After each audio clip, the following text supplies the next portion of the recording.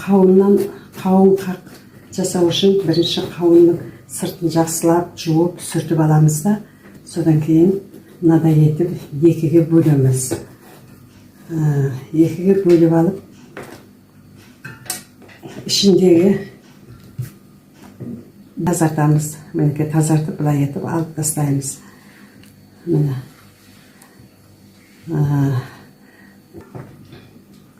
Айналдыра ілуге лайықты етіп, қабығын тазартпай тұрып, бірінші беті дөңгелетіп кесіп аламыз. Өйткені мына ортасынан ілуіміз керек даладағы жіпке. Мінекей осылай етіп. Сосын қабығынан тазартамыз. Мына ортадағы ілетін жеріміз үзіліп кетпеу керек. Өйткені бұл қауын өте қатты пісіп тұрған, негізі бұны көбіне мықты піспеген, шаралау піскен қауыннан жасайды. Қазір менің қолымда мына пісіп кеткен қауын болып тұр. Өйткені шалалау піскені кішкене қаттылау болады. Мына өте жұмсақ. Деген кезде бұл үзіліп кетуі де мүмкін. Даладағы жіпке іліп қоямыз.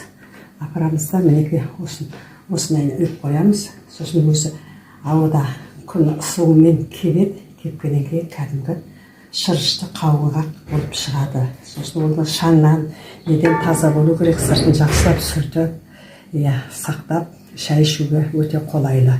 Жақсы қауынғақ деген мінекей осылай шығады. Қауынды үйден тіліп әкелдім. Оны әкелемін, мынадай даладағы дайындап қойған